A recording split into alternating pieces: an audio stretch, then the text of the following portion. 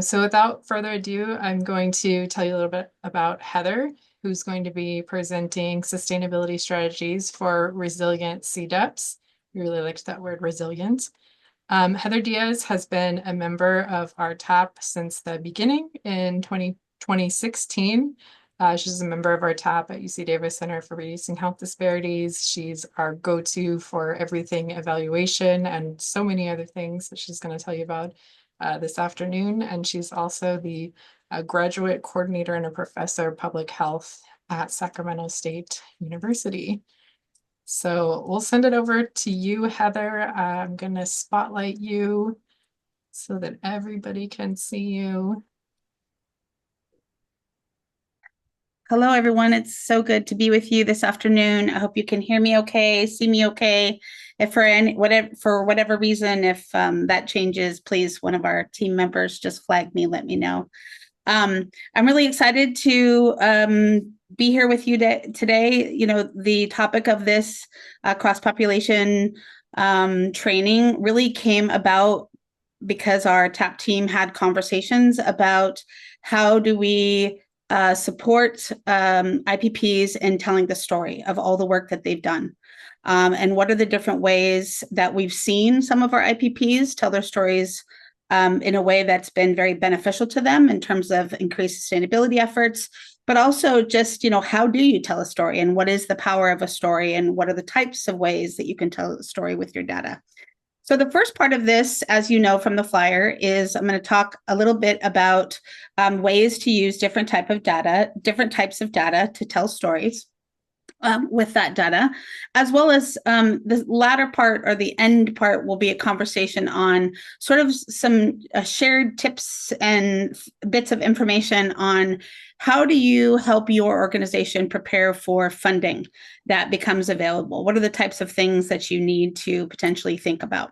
So we'll sort of lead that direction. And then I think, as Catherine mentioned, we'll have a little bit of a break. So let me get started.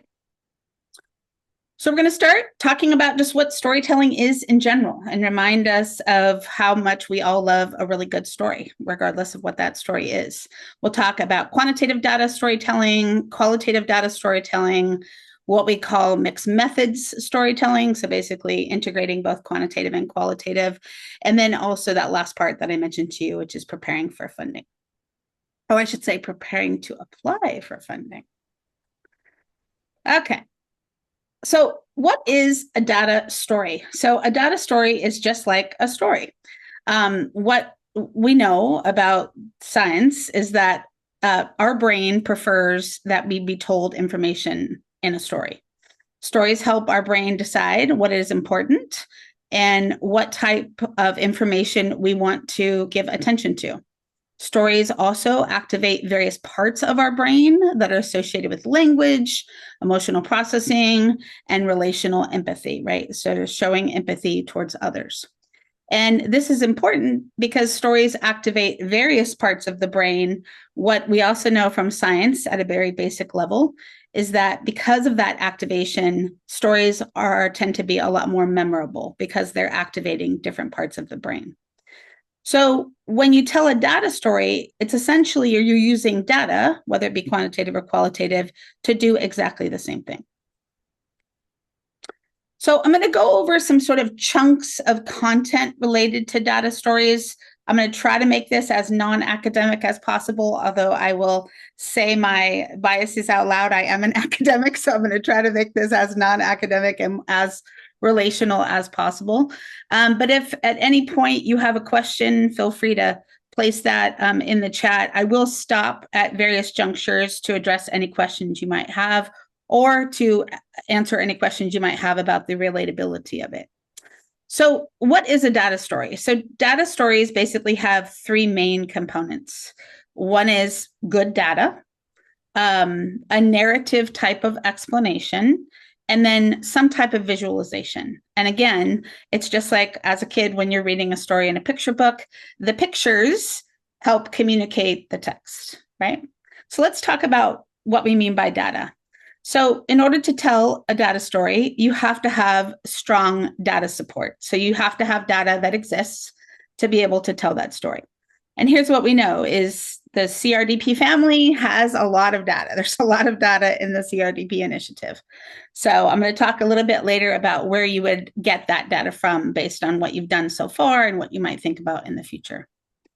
And why is this important? Well, data is based on good scientific process, or at least it should be. And so that brings some type of credibility with it.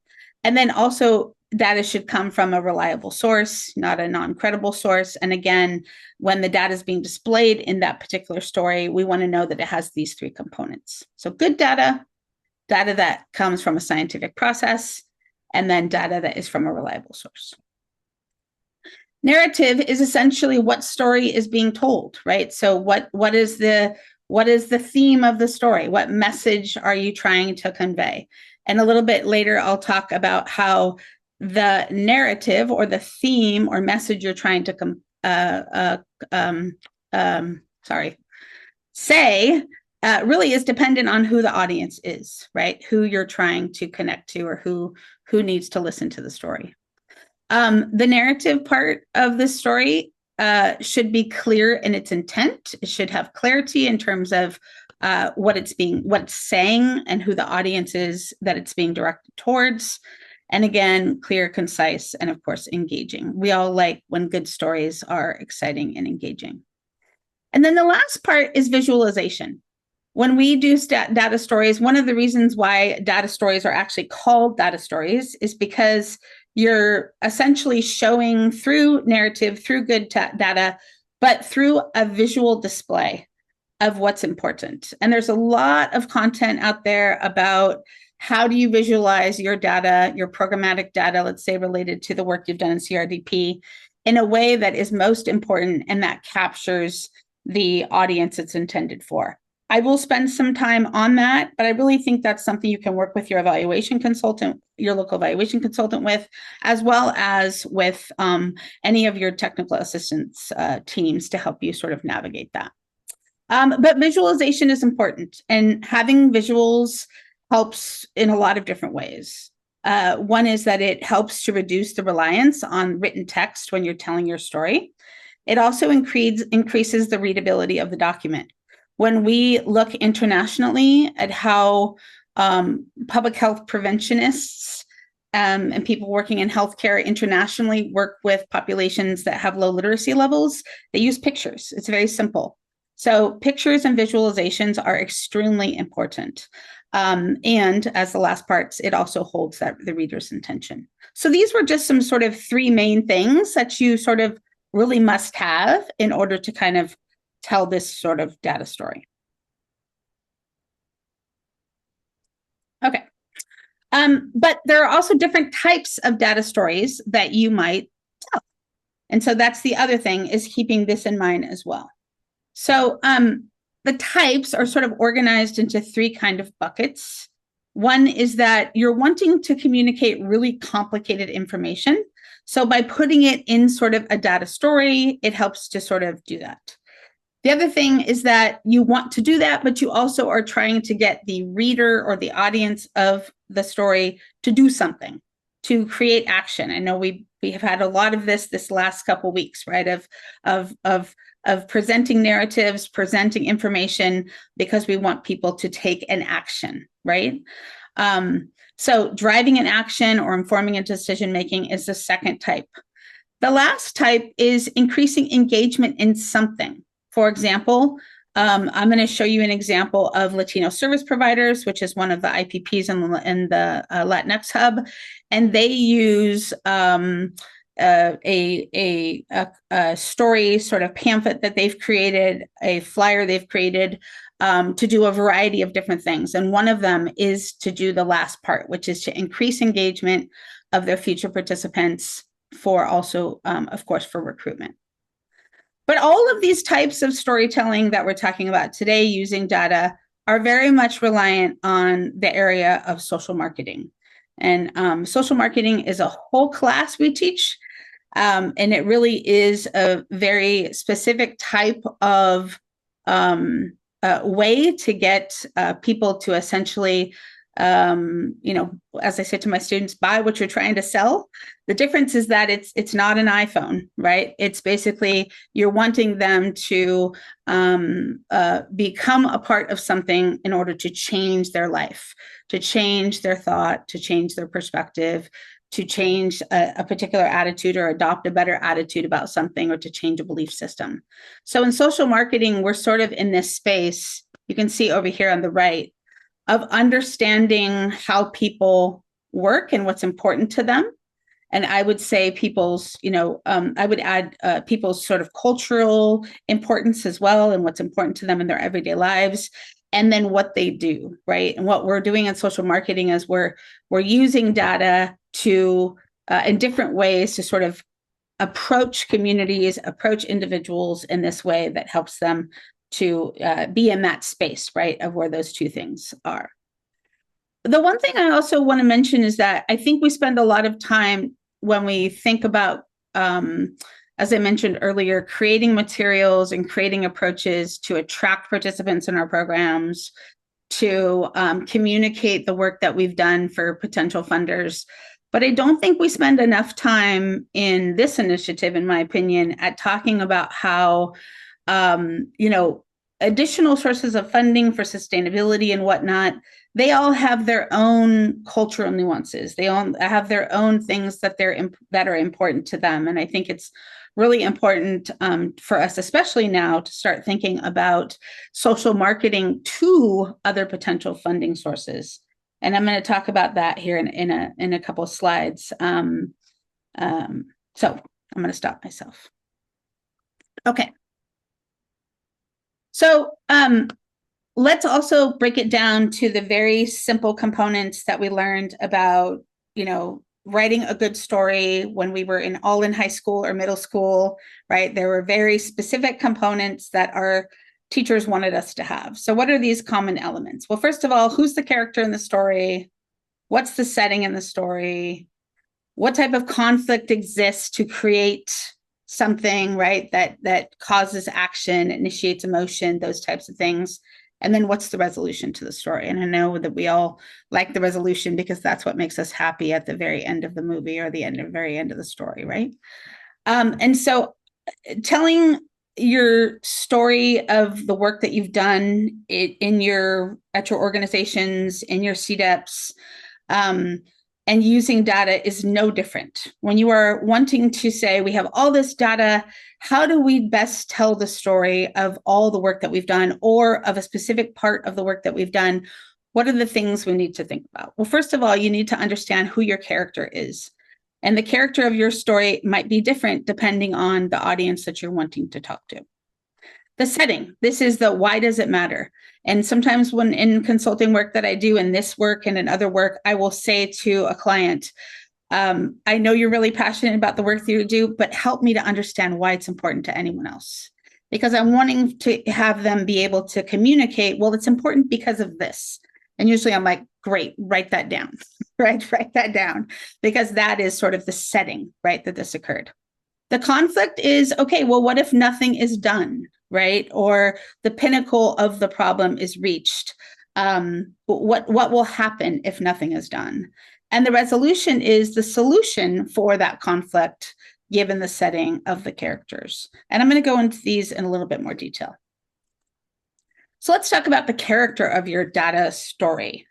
So first of all, your characters probably, if you've been thinking about this type of data storytelling, usually the first instinct is to think, well, obviously it's our program participants, but it doesn't always have to be your program participants. Sometimes when you're wanting to tell a story with your data, it could also be your organization. Maybe you have a story to be told with your data that is about the successes of your program participants, but maybe there's a separate story to be told about your organizational change or your organizational success. That's that sort of a larger lens view. Or maybe you're wanting to tell a story about your community, right? Which is the community you serve that may or may not be your participants in your program. So it's important to understand, not to first make sure that you know who the character of the story is, And the second is to not mix them too much, because that's when things can be a little confusing. If you're creating a data story and you're talking about your participants, but you're also talking about your organizational successes, that is not sort of in alignment oftentimes with how we understand stories and basic stories. So I just offer a word of suggestion of just being careful in the way that you do that. But the character is the container under which everything else occurs. And I promise I'm going to try to wrap this all in a bow in just a second and have give you a specific example. The setting, as I said earlier, this is why the story is important to be told. This is the conditions of the motivation behind the story. So, I mean, I would say it a very simple, but largely complex thing. It's the whole reason why, the madrina Rachel Guerrero, even started the, interest of this whole initiative and the importance of this whole initiative, right? That's the larger setting, right? Is that these needs were going unmet and the current practitioners weren't meeting the cultural needs of these communities. That's the larger setting. So at the more micro level, your community, your participants, it may be a smaller type of more micro level type of setting. Okay, and then the last two is, again, answering what happens if nothing is done. Again, at that macro level, what would have happened if CRDP never existed? Right? Where would the state of affairs be for when it comes to mental health, mental wellness for diverse communities in California? And then how bad is the situation for the characters of the story, right? If nothing's done, how bad does the situation get? So making sure that you are focused on that.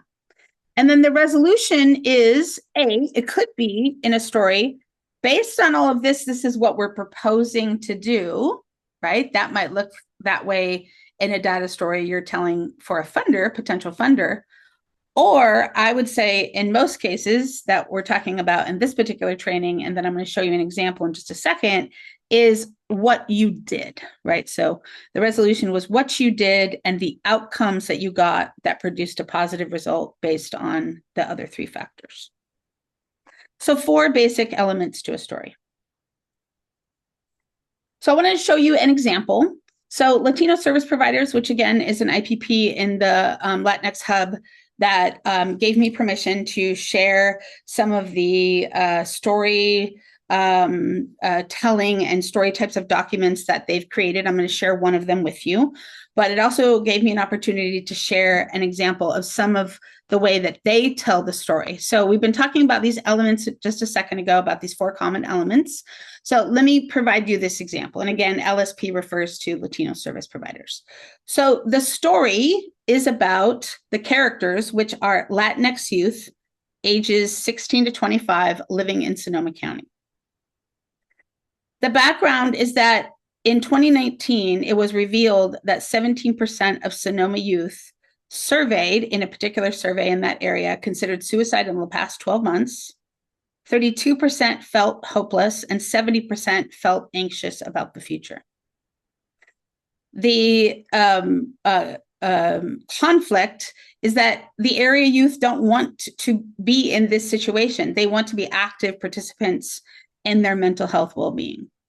So LSP provides a solution, which is this year-long internship focused on improving mental health knowledge, cultural connectedness, confidence, workforce development, and improving a sense of agency.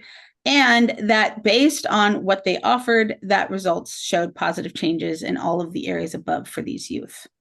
So I just took those 4 components of a story and I extracted literally sections of their story 2-page handout that they created, and I placed it here on one slide for you to see. So I just want to stop for a second and see if there are any questions so far.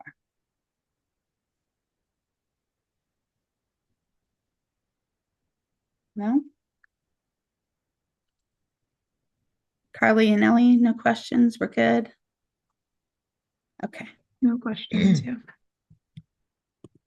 Comments, Rachel? Questions, comments? No. Okay, awesome. Good stuff. All right. So let's now talk about steps to tell your story. So we've been talking in a lot of different sort of maybe vagueness, if you will. So let's talk about some specifics. So how do you engage in the steps to think about telling your story using data? Well, the first thing is you need to define your objective. Like, what type of story do you want to tell? Who is the story and message going to be conveyed to? What action do you want to catalyze or inspire, et cetera, et cetera, et cetera. This particular slide is something that I personally would encourage some of my IPPs to sit down and actually do as a team and to have these conversations to talk about collectively together.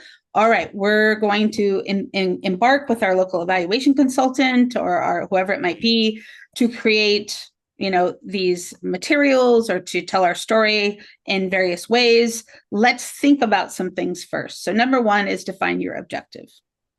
The second thing is to understand your audience. So not only define who your audience is, but to understand them and to tailor the need of your story to the specific needs and interests of that audience. And this is something that LSP did in a variety of different ways years ago, but they had a 2-page flyer that was sort of an overall thing that they created that sort of told the overall story of their work. But they wanted something specifically for county Department of Education in Sonoma County. And so I worked and supported them. They didn't need a ton of support from me, but I worked and supported them as ways of tweaking and tailoring some of the messaging and some of the ways that they organized their content in that flyer specific to what would be important to a county Department of Education. And here I say, like, what's important to the Department of Education or the county Department of Education may not be what's important to the county behavioral health. And I'm going to say this a few times, but I think it's really important to think that, yes, it is extremely valuable for,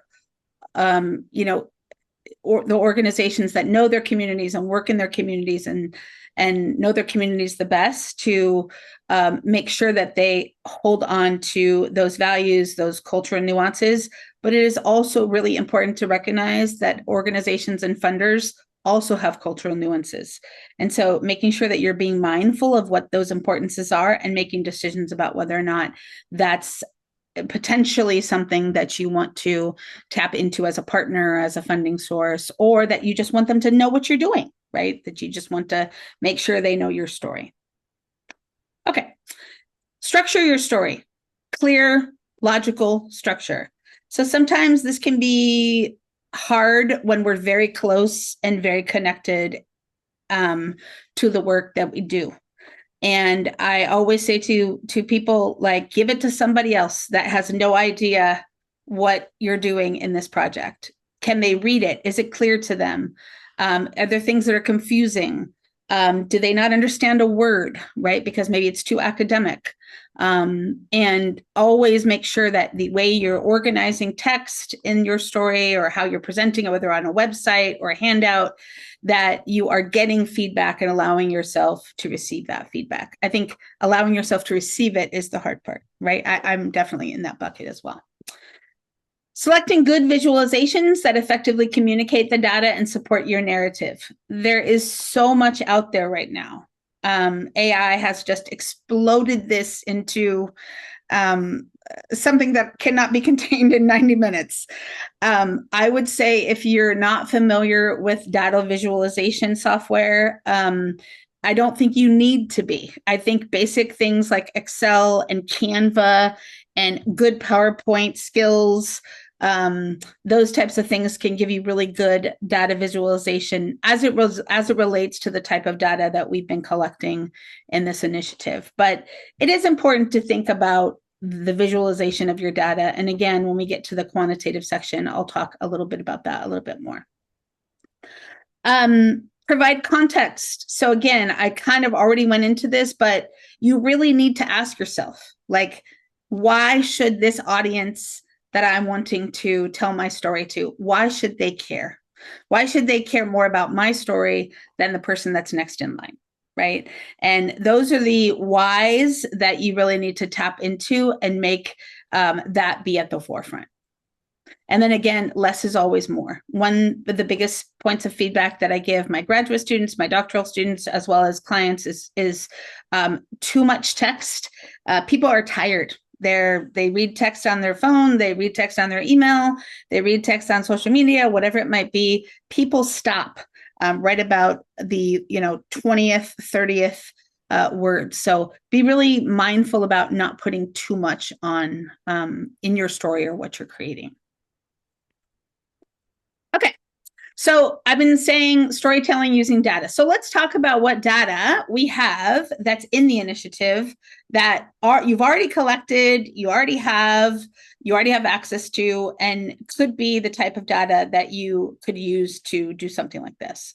So first of all, I don't like to organize it into quantitative and qualitative. I sort of like to organize it into what type of message you're wanting to communicate. And so summative outcome data, this is basically like, what impact did you make? Like that noticeable change, right? That difference between the pre and post test that was caused, that was a result of your program participant. And we know that this summative data, it exists in a lot of different places. So first of all, definitely the SWAY, right? Your SWAY core measures that you've been collecting for your work in your organization, it definitely exists there. It also most likely exists with your local evaluation plan data that you've been using, and the types of things that you kept in there that were important to you that you wanted to measure between two points in time. Summative outcome or impact data doesn't always have to be between 2 points in time. It could be that by the end of the program, you want all your participants to reach a particular knowledge level or what it might be. But it's really those things that you can say, you know what, our program resulted in this change among our participants. What it's not is how many people you've served, how many people who have participated, how satisfied they were with the work that you did, right? That is in the other part. That is in the process data section. And those numbers are important as well. So oftentimes we talk about reach, right? How many potential people did your interaction with the community actually reach beyond just the participants. We also talk about, again, just sheer number of the people that attended, not only that were participants in your program that maybe did that pre and post test, but also did they go on and also give presentation to the community, and then what was that community's reaction? So the process data is all of the people that you touched, essentially, that you impacted. Sorry, I shouldn't use that word. That you connected right through the work that you did. But we can't necessarily say there was a change between 2 points in time. Now, I was trying to think of all the different ways and locations that this data already exists. And please feel free to add to any of these, because I know you all probably are much more aware. So earlier I was talking about the types of data, but now I want to talk about written reports that already exist. So your local evaluation plan report that was submitted at the end of phase 2, there's a lot of data related to process and summative outcome that you could definitely tap into there. Your local evaluation reports or documents, I know for some of my IPPs, their local evaluators will do yearly sort of summary reports for them of their yearly data. I would say that any type of report or something that you've done to give to your board of directors, even a PowerPoint presentation, your board of directors or community advisory board, anything that you've had to create that required you taking a look at your data, making some proclamations about it and presenting it, that data is the type of data that you could tap into to tell a data story. And then your SARs. I know the SAR, we sort of look at the SAR as something that is, given to Park and is sort of a status update. But I would say, that's your data. That's the data. That's the stuff you've been collecting, the people you've been serving. So don't underestimate that data. But I also want to throw in here, in addition to summative, in addition to process data, there's also the people, the opinions, the spoken and written experiences of your program participants, as well as the staff of your organization that have been impacted by your work. This stuff is usually collected in what we call sort of a qualitative type of experience, but the pictures you've taken of your participants, open-ended questions that you've included, and then I'll get a little bit more into more structured sources. But that is also data. That is also data. That's also data that you can use to tell the story. Okay. Before I move into the quantitative part and get a little bit more specific in here, I just want to take a moment to see if there are any questions.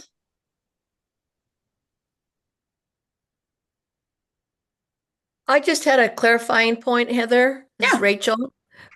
In your previous slide, when you talk about knowing your audience, you didn't say this, but it was obvious to me, but I just felt like I needed to emphasize this. When you're talking about know your audience and who you're talking to, we can substitute the word audience to know the, say you're competing for some grant, know the grant that you're applying for, know that's your audience, the people that are putting out an RFP and you are competitively competing for. The audience is really the writing to the grant, right? They're You writing to whomever it is. Like, yes, 100%. Yes. okay. Right, because I didn't want that to get lost because that's so important about what you're talking about is presenting your data so that you could be competitive for sustainability, for getting new funding. And so knowing what they want as the people who are putting out the new funding is your audience. Yeah, when we get to the sort of tips of preparation for applying for, submitting proposals, applying for funding, we'll talk a little bit more about that. Oftentimes those requests for proposals are very specific in terms Right. of what they want in different sections. So, yes, it is very important that you know what the values are of that funding organization, what they're looking for, what their expectations are, as well as your personal relationship with them potentially.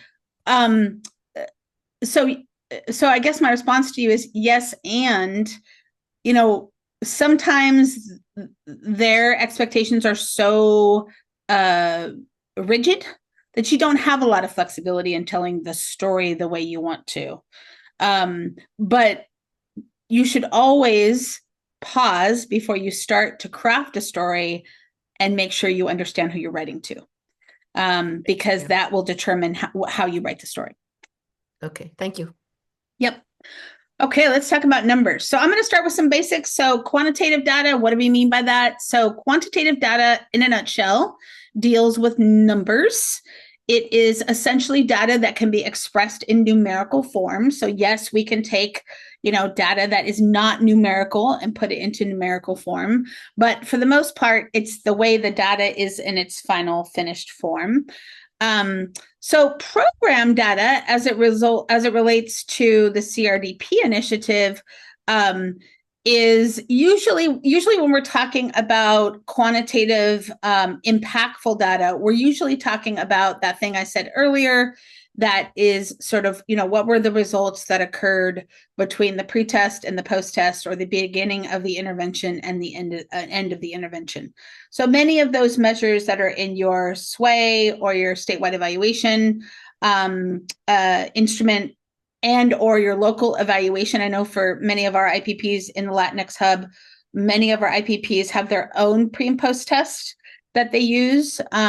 So we're talking about the difference quantitatively in those particular points in time.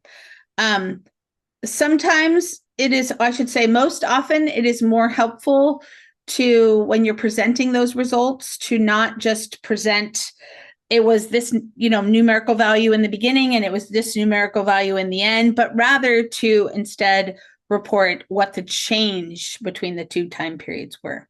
And I already said this, but another type of quantitative data is the number of people you served, et cetera, that led to that outcome. Right? So this is the number stuff. So couple things. So focus the quantitative data that you include in your data story on what is most important to the audience. Connect the data to the audience's priorities. So right now, I just want you to think of only the quantitative stuff, right? This is the stuff that for some of us are like, I'd rather tell the story of the people. I totally get it. I'm with you. But let's think about the quantitative stuff here for a second. And I put a few examples over here on the right-hand side because these have been some of my experiences that I've had. Is that when I'm thinking about quantitative data and potentially the outcome of a program implementation or a intervention that's happened in the community, whatever it might be, I have to really think about what data points do I have when I am wanting to communicate to particular audiences, which ones should I extract? And so I offer this to you. Healthcare systems care about data related to reducing their ER burden, right? Their emergency room visit burden in their emergency rooms. So what type of data, if you're wanting to sort of write a data story that's attracting the attention of local healthcare systems, how do you have any data in there that could potentially speak to that, right? Schools care about a lot of different things, but they really care about learning and they really care about absenteeism, right? So do you have any data in your particular, results that could help to communicate how the work that you've done could result in increased learning for young people or reduced absenteeism? County behavioral health care, they might care about reducing the impact on an overburdened care network for behavioral health at the local level. Do you have data that can help to speak to that, right? That might be something that they're really interested in seeing. And then the last example was county and city government. They care about workforce development, right? They want to know, if you're in the space of workforce development, maybe you're not showing them your data particularly or highlighting your quantitative data specific to increased knowledge of mental health awareness, in the participants, but more you're focused on the type of workforce development outcomes that you had in your work. So the point is that I will be honest with you, the young professional that I was 30 years ago, where I wanted all of these entities to care about everything, is not the person I am today. The reality is they can't care about everything and they have to focus on things and priorities that they have.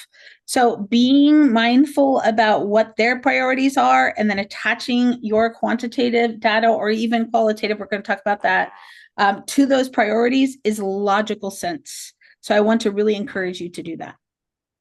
I already said this, but avoid presenting numbers for your pre and then your post, but rather just present the change that occurred between those two point in times.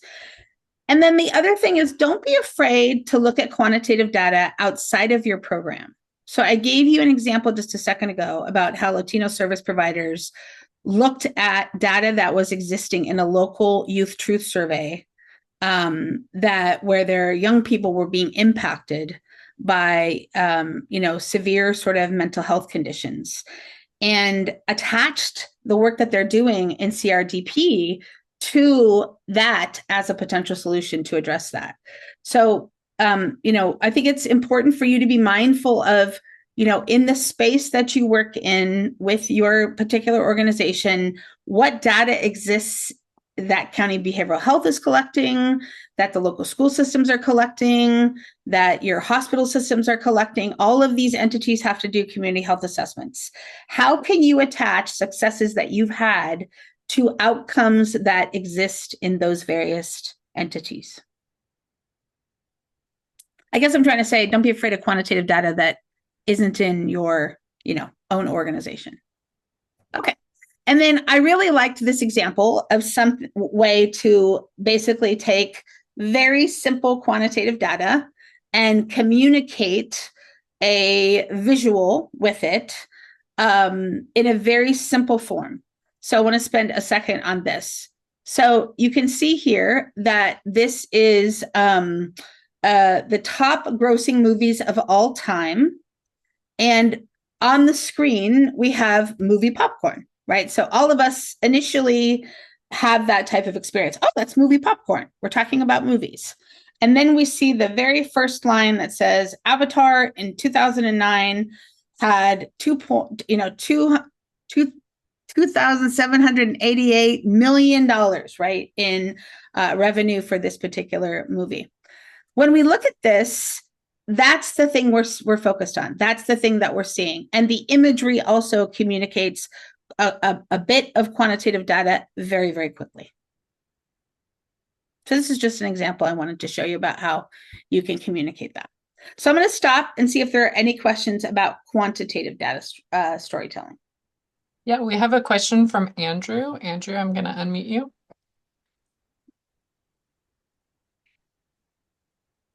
Hey, Heather, this is great. I really appreciate your presentation, one. Secondly, Sure. is a lot of times when you're presenting qualitative data, I'm sure that you get questions about the methodology or approach. How do you, which disrupts the storytelling a little bit.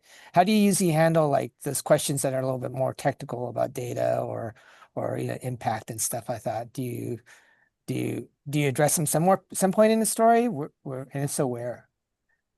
I'm sorry. Are you talking about qualitative data or quantitative data? No, quantitative. Oh, I'm sorry.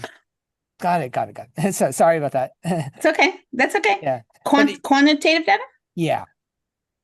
Okay, I'm sorry. So let me make sure I understand your question. So the question is, when you are presenting quantitative data, how do you Well, um when people start asking you questions about, so how did you get this number, or how did you determine impact and stuff like that?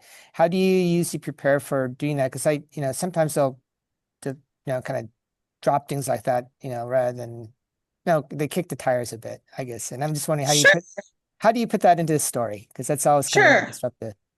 Sure. No, I understand that. I think, well, first of all, I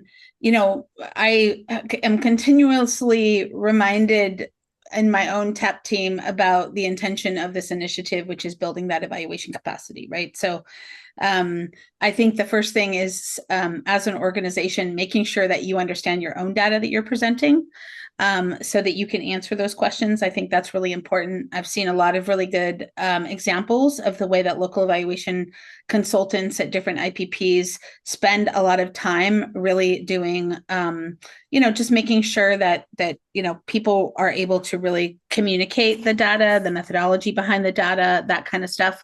I would also say that if you're producing something in written form, always providing a reference or citation to a larger document that can go into the methodology much more specifically is really important. Most of the IPPs in the Latinx Hub that I've seen in their local evaluation reports, we've supported them in a way where they're able to describe those sort of changes pre and post, and also connect to kind of the methodology that was used for it. Obviously, the template warrants that, the local evaluation template. I mean, the bottom line is that people are always going to question data, because especially when when there's money and risk and investment on the line. But so you have to prepare. You have to equip yourself with making sure that you understand it, making sure that you can direct people to where the rigorous methodology is that went into it. But I would say the biggest thing is spending the time to make sure that you understand how to articulate it. Did that answer your question, Andrew? Yeah, thank you.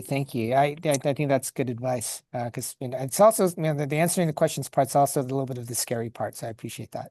Sure. Right. Well, that's why footnotes are really good. And I think the other thing that we have a lot of produced reports in this initiative, a lot. And so, I think it's important to attach to, this way produced their report after phase 2. There's a lot in that methodology section that can be cited, can be attached to. So I would say, attach to it.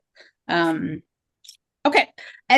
I'm going to move on to qualitative, and if there are any other questions, let me know, but I'm going to move on to qualitative. Okay, so let's talk about qualitative data now. So qualitative is basically, I like to refer to qualitative data as the data of quality, right? So this is defined as data that basically describes. It is usually the lived experience that is being sort of described by your program participants. Let's say if it's being used for evaluation purposes to understand the experience of your program participants. I also often say that quantitative data usually shows you the how much, or what extent something exists, where qualitative tends to explain or provide context and emotion to that quantitative data. This is the words that people say. This is the faces of your program participants. These are the artifacts of the creation of what they did in their program, of your participant experience. This particular picture on the screen here is an actual participant of Latino service providers that is in this flyer that I'm going to show you in just a second. And one of the things that Latino service providers did, as well as a lot of other IPPs, is they started taking pictures of individual members of their program, and then attaching them to, their reports, to their website, to all of the different things that helps to tell the more human side of the work that is being done. This is not necessarily the quote from this particular participant, but in the flyer, they have connected quotes to particular participant pictures, not the same exact participant that gave the quote, to show that sort of humanized component. So you can see here that this particular quote that they use in their qualitative data story is that if LSP feels like a second family to me, it's kind of hard sometimes to find a group of people that understand you. And with LSP, it feels like we're all basically in the same boat. We all came from similar backgrounds and we're all able to understand each other very well. Those words are not really something you can articulate from a personal perspective with numbers. So where do we find qualitative data in the work that we've done already in the initiative? So some of you may or may not be doing participant interviews with your participants as they exit your program or exit your work. I know that some of the IPPs are also doing participant interviews as well as focus groups. These interviews or focus groups can be very structured, using a very structured guide. They can be semi-structured, or they can be unstructured. It really just depends, again, on what you're using them for. I know for some of my particular IPPs in the Latinx Hub, they're being used mainly for understanding the experience of being a participant in the program, not necessarily for sort of what we look at as kind of a sort of a post-test kind of qualitative assessment. Qualitative data uses open-ended questions. And this is actually, Andrew, the question I thought you were asking, which is qualitative data often gets a bad rap because it's very subjective, and individuals that have a hard time with subjective questioning and subjective data may struggle with this. But it's really important that you treat it for what it is. It is opinions, thoughts, perspectives, lived experiences. And not treat it for in a way that is anything other than its subjective nature. The other thing, though, is that qualitative data can also include photos. So photos you've taken of people, photos you've taken of different events that you've had in your program. I also want to chat very briefly about how one component of qualitative data that I haven't seen used a lot in CRDP is photo voice research. So this is where you have your participants, as a part of their experience being in your program, they actually take photos themselves of the things that bring them anxiety in their life, or it contribute to mental health stigma in their community, and they essentially give you those photos and tell you why they took that picture. Photo voice is a whole entity in and of itself, but it can be a very powerful tool to have a window into understanding more about the participant experience living in their community, as well as their participant experience in your program. And I'm getting ahead of myself. So photos can be used as a data collection tool or to enhance the telling of the story. Just keep in mind, permission is vital. Just because, photos are taken all the time now on social media, posted here, posted there, sent via text message, you still need permission to take a picture of anyone in your program. So make sure you're being mindful of that. If you've taken photos and you intend to use them as a part of your data telling story, whether it be on a flyer or those types of things, again, permission is important. We already talked a little bit about the data collection using photos. I got ahead of myself, so I apologize. I'm going to skip that. Let me talk a little bit about why photos are important. Photos tell a story that oftentimes written text cannot. When people see pictures of things, it connects them in a way that is related to emotion and empathy and real life sort of humanistic kind of connection. So I cannot stress to you enough that using photos in the work that you do, in the materials you create for telling your story, on your website, etc., is really, really impactful. And if you haven't started taking photos of your participants or the work you do as an organization, I want to highly encourage you to do so. Here's an example that's on the flyer that LSP has, and this actually is from this specific promotor that gave their permission in order for them to be featured. And so on their flyer, which I'll show you, this particular participant said, I've had conversations about mental health with friends and family outside of the program. And one of these that I talk about in these conversations is just how quickly things can change and how all the little things can pile up and take a toll on your mental health. When you read that, you can see her face in front of you. You can imagine this young person saying this to you. And this is, again, why photos can be very impactful. Okay, I'm going to pause here and see if there are any questions about qualitative. Yeah, hi, Heather. We have a question in the Q&A section from Laurel. Okay. I can read it. Thank you for this presentation. Some of us encourage speaking and writing about people as active agents and creators, not reactive beings who behave, never like behaviorism.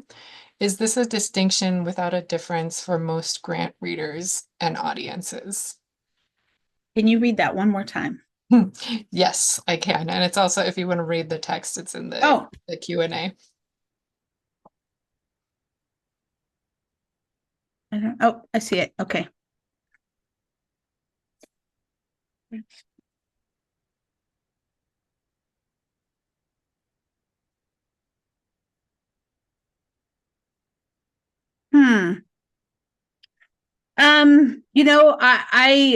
I invite others to chime in as well. I would say that it would depend on the funding agency in terms of their lens and perspective. I think that's the question you're asking, is that when you're writing, essentially telling your data story or writing a proposal, whatever it might be, do you need to be mindful about the way that you talk about your program participants as sort of active agents or those receiving something? I would say it really depends on the audience of who you're creating it for. I think it's important to be mindful of the type of work that they do and their missions and values of that particular entity. I mean, I guess I would say if the objective is to cause something, to acquire funds, to cause an action, yes. Please let me know, Laurel, if that didn't answer your question or if others have a comment or question.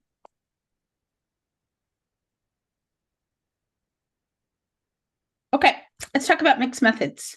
So mixed methods is pretty simple. It's combining both quantitative data and qualitative data to basically tell a more comprehensive and compelling story. So it's taking that quantitative data, that numerical data that we talked about, taking that spoken word, those pictures, the thoughts, perspectives, opinions of that subjective data of qualitative, and merging it together to do a mixed method storytelling approach. Why is mixed methods important? Well, first of all, it strengthens the credibility of your quantitative data when you can provide qualitative data to help explain it. It's that human side that we're wanting to tap into. Oftentimes, there are individuals that really understand rigorous quantitative data, but most of the time, even those individuals are looking for a more humanistic component to understanding that information, especially, I would say, in the domain of the work that we do this particular initiative with. The other thing is that it's a richer story for your reader, right? When you are describing what you've been doing, you're telling your data story, having those opinions, thoughts, quotes, photos, pictures also helps to provide that richer story. Imagine if you read a book with no pictures as a 9-year-old, right? Maybe not a 50-year-old, because we read books with no pictures all the time, but as a 9-year-old who has very limited time and limited attention span and has 100 other things pulling at me, that helps to tap into a different side. Okay, this is a lot of text on this screen, but let me break it down very quickly. So the intention of me is to try to show you how the example I provided you earlier from Latino service providers, how if we wouldn't have had qualitative data to understand that quantitative data that was presented, how it could potentially have been affected or is affected. So I say, consider the previous example. So I presented that data to you from 2019 of that local survey in Sonoma County, where we had 70% of youth considering suicide in the past 12 months, 32% feeling hopeless, 70% feeling anxious about the future. We also talked about how LSP, through LSP's work, they have increased mental health knowledge, they have increased cultural connectedness, and also increased workforce development and a sense of agency among their participants. So if that's all we presented, it's limited in scope, right? So qualitative data to support these outcomes could do a couple different things. Qualitative data could have been used to help us to understand the setting and the conflict. In other words, to help us to understand what were the conditions that existed in that data from 2019 that resulted in those outcomes that were found during that time period for these youth, right? What were the conditions that resulted in that 17% of youth indicating that they've considered suicide in the last 12 months, right? We would have to go ask the questions. We would have to engage in qualitative data processes to be able to discover that. The other thing is from a resolution perspective, in other words, the outcome at the bottom, the last paragraph, the outcomes that LSP had. We have all these 88% increase in mental health knowledge, 60% increase in cultural connectedness, et cetera. Well, we could do qualitative data to help us to understand what were the specific program components that is showing and resulting in some of these outcomes that we had. And this is exactly what LSP does, is they interview all of their participants as they're leaving the program to identify what were the most impactful parts, what they would do differently in the future, et cetera, et cetera. So the right side of the screen is just showing you how qualitative data, when you add it to your quantitative data you're collecting, can help provide that contextualization. Now I'd like to share with you, I want to be mindful of time. Okay. I don't think I'm going to take a full half an hour for the last part. So I think I have a little bit of wiggle room. Is it okay if I keep going, Catherine? Yes, absolutely. Awesome. So I'm going to stop sharing this for just a second, and I'm going to share the 2-page handout with you. So with Latino service providers' permission, I wanted to show you a 2-page front and back handout that they created that very much tells their data story. And I realize the font is very small, so I apologize. But you will find that it has a lot of the components that we have been talking about today. First of all, at the very top, it immediately tells you who the characters of the story are, right? It tells you Latinx youth, ages 16 to 25 in the Latinx community in Sonoma County. It also immediately tells you what the problem is, right? What the conflict is, et cetera. And then goes right into the resolution and right into the solution. So that's the very first page of this data 2-page pamphlet.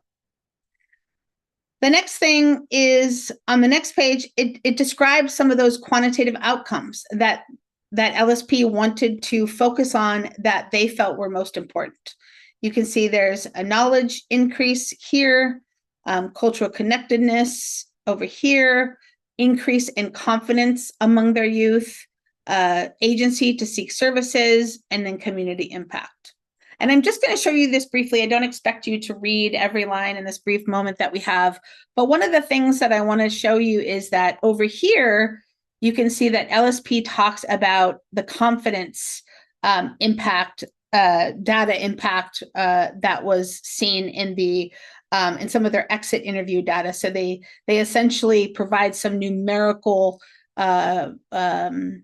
components and frequency counts onto their qualitative interviewing data that they did, thematic coding, et cetera, in qualitative, that talks about how many of their participants said that their confidence increased during the program. And then over here, they actually provide a specific quote related to that confidence.